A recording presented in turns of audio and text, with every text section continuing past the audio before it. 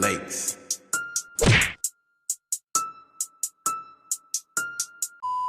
So yun po, what's up sa inyo again? Welcome back, it's me, your boy, Bernie TV. At nagbabalik na naman dito sa panibagong video. So yun mga kasoys, kung isa ka sa mga nasa struggle o nagpro-problema sa profile picture mo dahil nagtataka ka kung bakit walang nagre-react sa profile picture. Ay, putang ina mo, ginagawa mo. Bakit kaya? Ayun mga kasoys, yan po yung pag-uusapan natin sa video na ito. Ayun, pusin mo ito hanggang sa dulo. Huwag mo lang itong i-skip. At ayun, ito lang yung 2 basic tips na ituturo ko sa inyo mga kasoys. So, huwag na natin itong patagalin pang video na ito. Let's go! A few inches later. So yan mga kasoys, so yan yung topic natin sa araw na ito.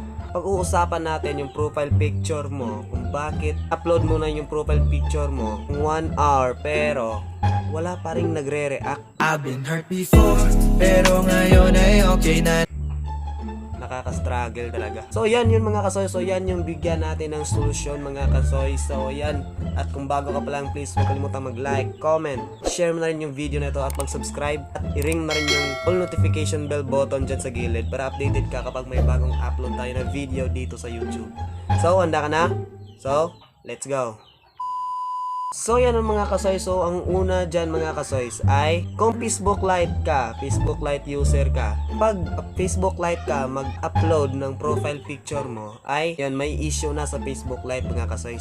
Hindi yan latest version na Facebook Lite yung ginagamit mo ngayon. Please lang, yan, install mo na yan at install ka ulit ng bagong app, yung latest na Facebook Lite yung gamitin mo para kasabay sa panibagong version ng Facebook Lite mo. So kaya yan yung isa sa problema kung bakit ang nagre-react at ayaw malabas yung profile picture mo sa timeline ng mga friends mo. Kaya walang nagre-react sa profile picture mo. So yan yung una natin. So number 2 mga kasoys, ito dapat gawin. Dapat yung original Facebook app yung gagamitin mo kapag gusto mong mag-upload ng profile picture. Ang Facebook, hindi yung Facebook Lite. Diyan ka sa Facebook mag-upload ng mga profile picture mo dahil diyan walang kuskus balungos diyan. Update yan lahat at nakasabay na yan sa mga bagong version ng Facebook. So yun. Yan, dapat sa Facebook ka mag-upload ng profile picture para ayun, updated na yan.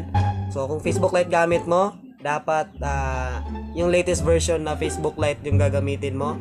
Yan, install mo yung luma mong Lite i-download ka ng latest na Facebook Lite, yung latest na version. Yan lang po yung tips natin sa video na ito. Yan lang po sa video natin mga kasoys.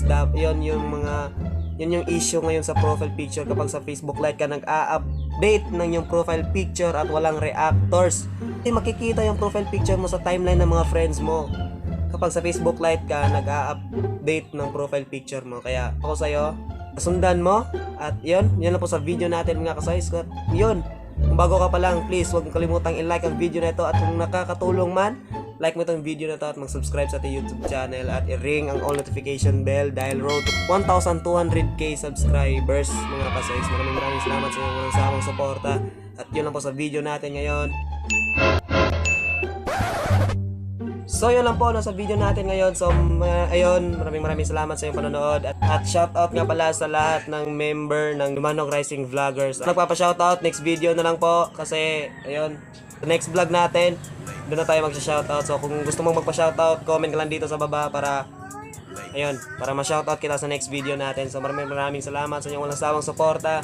Hanggang sa muli, kita-kits sa next video. God bless and keep safe everyone. Let's go.